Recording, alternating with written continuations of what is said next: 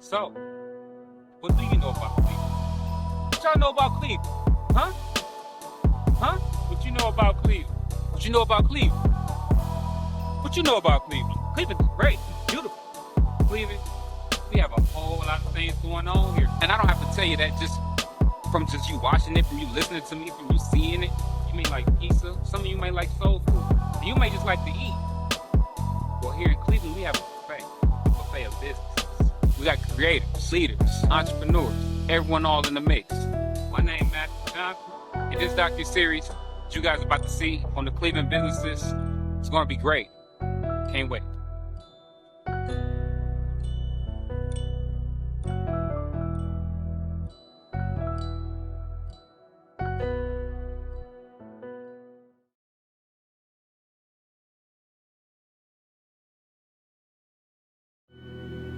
Yeah.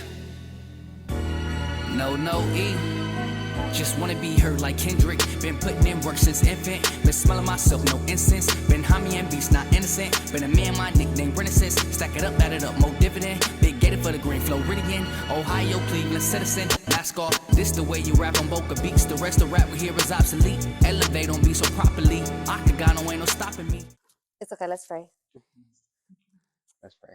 Heavenly Father, we come to you today first to say thank you. Thank you for bringing us together, Lord. We ask that you continue to touch him, Lord. Continue to guide his lips, Lord. Continue to let him know he is making changes for our community and for our city, Lord. In the name of Jesus, I ask that you bless everything that he touches, anything that he does. Allow everybody to be receptive of what he is trying to do and understand that he is trying to build our community. In Jesus' name we pray, amen. Amen. All right, everyone, we have Asia, the owner of Create a Space. Asia, why should people come to Create a Space? Well, so basically, this space is provided for the people. We created avenues and opportunities for people to thrive. So, say for instance, if you have a business, it can be something as amazing as a bakery. So, we have Miss Tina Sweet Tooth. She has a bakery called Tina Sweet Tooth, and now she wants to expand and scale her business. We have a ghost kitchen on site. Now, in addition to her being able to utilize that kitchen to bake her goods, she can also go into our content studio and produce content which she can use to help generate more money. In addition to that, this is a co-working space. So now she can meet with her future clients or present clients to talk to them about cake orders, about different events and things that she has going on. In addition to that, she also runs a sweet campus workshop. So she can also host her monthly events here as well. So basically this space is a one-stop shop for business owners and entrepreneurs. That is amazing. Any business owner would love to have a one-stop shop place where they can come and market Mm-hmm. and produce and get everything that they want out to the community. Yep. And this is the great place for it, as you just explained, Mm-hmm. just there. Now, on your um, growth to become this woman who you are right now, Mm-hmm. can you tell us any type of challenges that you faced? Yeah. Well, I just feel as if being in business in general, you're going to face problems. You're going to face struggles.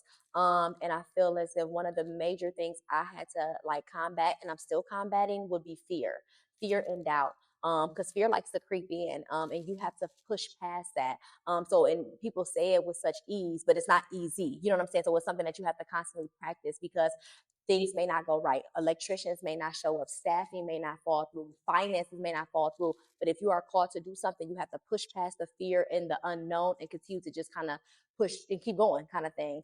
Um, just working with different people in the industry, my biggest thing that I learned, I feel like it's better to build people and to help people reach their dreams and their goals as well. So not being selfish in the midst of you building and things of that sort, and understanding that you want to bring other people with you. Oh yeah, Mm-hmm. oh yeah. I definitely agree. I Mm-hmm. definitely agree Mm-hmm. because if we can't help ourselves Mm-hmm. and help each other, Mm-hmm. how can we ever move forward Yep. to our next goal? Yep. For Okay. sure. For sure. Yep. Yes, Yep. yes, Yep. yes. Now, with this being the place, Creative Space, Mm-hmm. this is your most recent business, right? Correct. And Yep. how many have you started since this last one right here? So prior to this, I have three other entities. So I have the daycare, which is Let's Make a Change Enrichment Center, which is a 5-star facility, and we provide preschool programming and school age programming. Then we also have Bites Creole Kitchen, which is a restaurant. And then in addition to that, we have our nonprofit organization as well, which I am the director of, which we do culinary cooking classes, we do transportation providing services for the district, and then we do a lot of community resources and give back, such as festivals and summer camping trips for people and families that are underprivileged. Okay, okay, okay. You're a really busy woman. Yeah. All right, all right. Yeah, yeah. Now, when you say you first started your first business, like your first business venture, and how did that make you feel? Like, you know what, I'm doing this. Yeah. It was so I first started Let's Make a Change when I was in college. I was only 19 years old. And I was like, okay, I'm going to go to school for education, but I'm going to open up a daycare. But in the midst of that, I was also building the nonprofit entity. So at that point, I was on fire. I was figuring out different ways to raise money and raise capital to be able to produce different events and opportunities for the community. And then it was time for me to graduate, and it's like, okay, now it's time to open up this center, to bring in actual revenue on a consistent basis to help support what we're doing. And it was scary because I quit my job. So I found the location, got staff, got everything licensed, and I said, you know what, this is gonna be my last day of work. So just having that faith to kind of just step out and just say it is what it is, you know. And at the end of the day, when you are reaching to become a business owner or entrepreneur, you can always go back and get a job. You know what I'm saying? So it's not like jobs are always going to be available. So why not shoot for the stars and just try it and see what happens? But at the end of the day, we're going to fail our way to success. So I'd rather fail to success than fail to failure, you know? So, Understood, yeah. understood. Yeah. Really agree with that right there. Yeah. Yeah, yeah. Now would you say here in Cleveland, Ohio, everyone has that same courage and same drive that you have? So okay, this is just me being honest with you. A lot of people, we have this thing where it's, oh, people in Cleveland don't think like this. People don't think. I just feel like that's so low level thinking because y'all, we don't even know all the people in Cleveland. We know a very small percentage of people in Cleveland. We don't really know people. You know what I'm saying? And Cleveland is so much bigger than just the inner city when you think Cleveland. I think Cleveland, I'm thinking our real whole Northeast kind of thing. I'm thinking Sandusky, I'm thinking Columbus, I'm thinking Akron. It's not just this small community. And if we keep thinking just this small area, then we're not going to be able to understand the power of growth. You get what I'm saying? So I feel as if we begin to really dive in and begin to really have courage to network with other people outside of our community and outside of our culture, then we will understand that Cleveland is a city where you really can thrive and you really can do anything that you put your mind to. But it's more about that mindset. I've been in Cleveland basically all my life. I moved for 1 year to Arizona, and yes, I was exposed to a different way of living and different things and different people. But at the end of the day, I was able to come back here and start a business just like that, and I was still able to get staff and find funding. I feel like a lot of it is our mentality, and we use that as an excuse to not seek and not do research and not thrive, and to kind of use that as like a little crutch. Like, oh, I'm from Cleveland, it's hard here. First of all, it's hard in California where they're having earthquakes all the time. It's hard in Florida where they're having tornadoes and hurricanes all the time. In New Orleans, that's where it's hard. You know what I'm saying? So it's like it's hard. Let's just be the stereotypical thing in Africa. You know what I'm saying? It's hard. So like I feel like if you have one person, you know what I'm saying, that you say I'm gonna link up with, and which I was able to do once I started my business, my childhood best friend, to this day we still do business and work together. But if you find one person, I feel like the first thing I do is pray. It's gonna work out. You know what I'm saying? But I feel like we have to change our mindset, as far as being limited to just where we are right now and not being afraid to reach out to people who don't look like us. You know what I'm saying? And collaborate and network with people who don't talk like us. And because there's people out here that want to do business with us. You know what I'm saying? So, and I've come into contact with it. And I'm just being honest, just being a Black female and having that mentality at first, like, oh, they're white, they may not want to help me. And that's not true. I've come across white people in this moment I'm sitting in right now who is breaking their neck for me and they don't even know me. You know what I'm saying? So it's like we just got to change our mind. Our mind is not, we want to do one thing, but our mind has to catch up to what our body is and our physical and our spirit is telling us to do. All right, all right, all right. We are C.L.E. Ways and never eat pork. I stay smoking on trees, didn't hang with Jack and the Beanstalk. I'm to the top, had to leave y'all. You couldn't blow this bubble. Fuck that stick you dipped inside that bottle. I just rolled the stogie and ate breakfast with a Poland model. Told her I'm from Cleveland, hustle season, call it thieving. And she still wanna visit at the condo on the weekend. Money talks, talk paper, we out to eat. Brody make a plate, I can't wait. Bon appetit. If you fuck with me, you stuck with me. How's it going, everyone? This is Masta, and I'm here with Johnny Films, HWC, Hollywood, in Cleveland. Yep, got it. What up? So, Johnny, I had you here today to tell everyone about how the Hollywood and Cleveland Filmwork Production Company, right? Yeah. How does that play a part here for the city? So for the city, the big goal was to bring indie film to Cleveland in a way, in a consistent way. You know, because you have bigger companies from LA and stuff like that come out and they do things and then they leave. You know what I'm saying? So for us, it was important to have like Urban Cleveland have their own indie film company, you know what I'm saying, that's consistently pumping content out and showcasing Cleveland actors, writers, you know what I'm saying, all the different, elements of film in this city. So basically to put Cleveland, in the spotlight as far as urban indie film. You know what I mean? So that was kind of the goal. Okay, that was all right.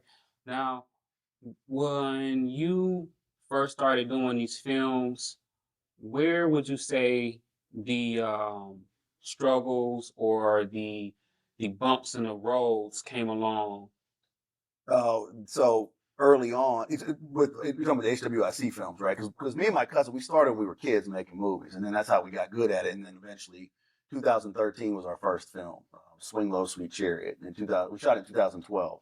The biggest bumps with that, money is always a big issue, doing film. I mean, as a film, it's tough because you got to raise a budget. Even if you're doing it ultra low budget, you still got to raise money, So money was a big issue. Find actors was, it's kind of funny, man, because we didn't get a lot of people to show up to the auditions, but we had a great cast, you know what I mean, for that first one.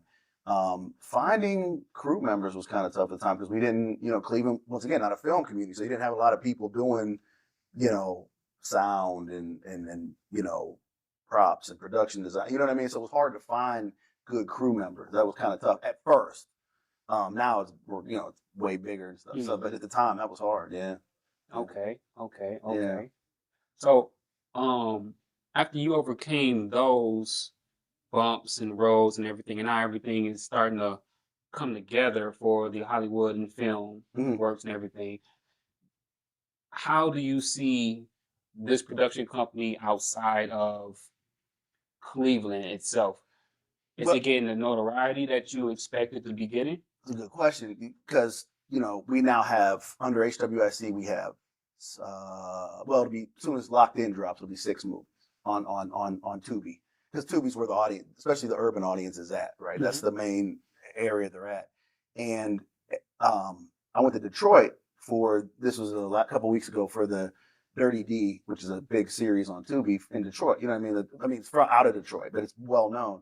And when I was there, like so many people knew who I was. It was kind of surprised. I'm still kind of surprised by that. You know what I mean? And they're like, "Oh, I watched you. I saw Scam Like That, Real Like, or I saw, Swing Low." And so it's funny because you don't really know who's watching your movie because you only could go on knowing, because like you don't really get numbers from Tubi. You just kind of get dollar amounts everywhere. So people are watching, but you don't know where. You don't know who's.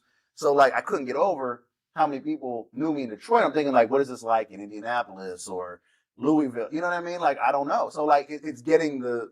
But now, and then another thing is people will follow us on our social medias, like, "Oh, I'm from, Texas, and I loved your movies," and you know what I mean. And so it's getting Tubi's been a big platform for urban filmmakers and just for people trying to get a name, you know what I mean, and what they're doing. Because I was surprised. So yeah, the name's out there. I wish I knew more where they don't give you any analytics, so you don't really know where anybody's watching. You don't know if it's mostly men or women or anything. You know what I mean? So, but by that, yeah, I can tell. So okay. It seems like you went to Detroit, you was a celebrity, Oh man. man, that was You was the crazy. guy. That was crazy. Like I was talking with Murder Bane, and he's huge with Tubi and all these other guys.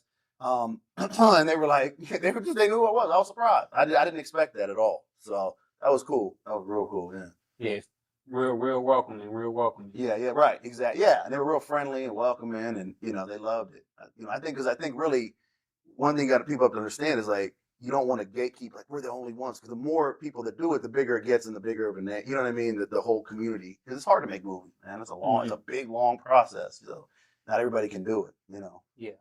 So Now, with this being in Cleveland and the HWIC standing for Hollywood in Cleveland, do you see that this production company gives the city a avenue or some type of a gatekeep to, take their mind off of the other stuff that's going on, the negativity, gives people, different outreach? I love that. I love that question because that's sort of part of the goal. I think part of our vision is, because if you think about film, what is it really? Well, I'm talking about narrative film in particular. Mhm. It's really an escape from reality. You know what I mean, Yes. right? I mean, you're telling stories, and and you're trying to get people to escape from their, regular life, whether it's a 9 to 5 or whether you're in the streets or whatever, right? You know what I'm saying? And so that was a big part of it, definitely, because it was like, and to give people hope, and because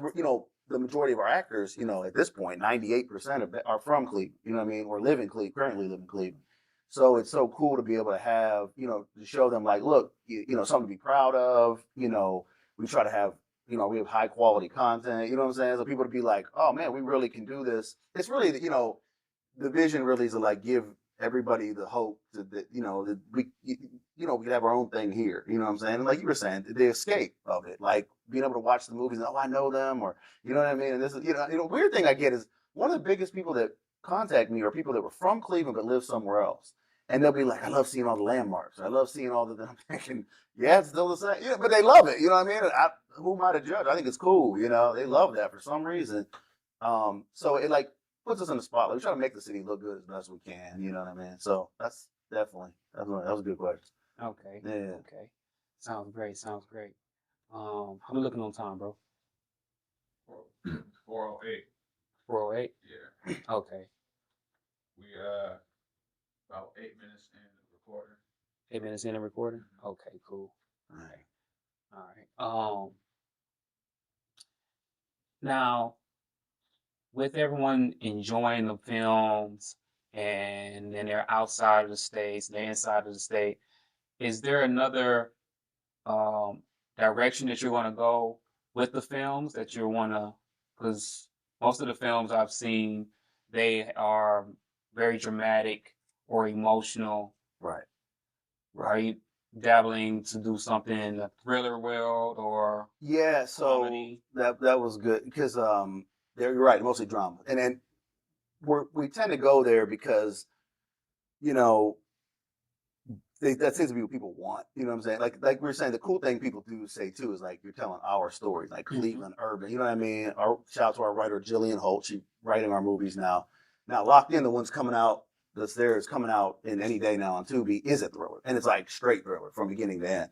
So we were kind of testing different things, but to see what people like too. You know what I mean? But we're trying to keep it within the realm of drama, thriller, suspense, kind of, it's what we do best. So we kind of like want to stick with what we do best. I think I'm not against comedies. The problem with comedies are there's so much comedy on YouTube and Instagram and everything else now, TikTok, that they don't do very well on Tubi. I found that out. There's one thing I did find out. They don't really do it. So like, I wouldn't mind doing comedies at some point, but right now I think it's just sticking to the drama. We're gonna do a series eventually here soon, so that's gonna be big.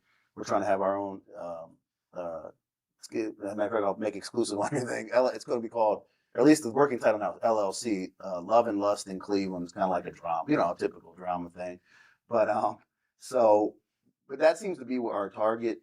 People like it the most. We do the best. So yeah, I think we're going to keep it drama thriller for a while. But I'm not against I'm not like against horror movies. I'm not against comedies. It's just that you build a brand and you want to make, people kind of want, you don't want an art, like, it'd be like, I don't want to go too far off what we're doing. You know, like you don't want Future turn around start making country music. You know what I mean? Like, you know what I'm saying? So, like we don't want to be like that. We want to give everybody what they want and what they expect from us from a brand standpoint.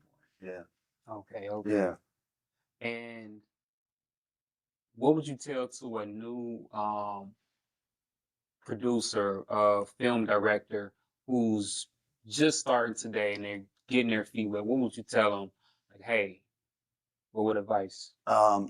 I'd say major things are number one, only do it if you really love it because it's a hard, long journey. Let me tell you, like if you're doing it for the money or something, you're gonna be done in months because it's so hard. You know what I'm saying? Number two is me and my cousin who started when we were kids. A big one is make a bunch of short films before you try to make a feature film. Because everyone wants to go right into feature films, but what we learned, we did like 80 short films before we ever did a feature film. Now it's over decades. You know what I'm saying? But that was smart because when we put a feature film together, it was like putting little short films, you know what I mean, together from there. And the third would be try to partner with somebody in business because this is the entertainment business. You know what I'm saying? This is the entertainment, just art. It's business. So a lot of times you can do the art, and while the business person handles the business. You know, and that's what we do. Me and my cousin, we kind of have that. You know what I mean? And that works perfect for us because it's hard, man. It's really hard. So there was a lot of years we didn't make money doing it. We just did it out of love. You know what I mean? And then eventually we were able to get it rolling and have the momentum. So yeah, the best advice I could give on that. So, Okay. yeah. Okay. We are C.L.E.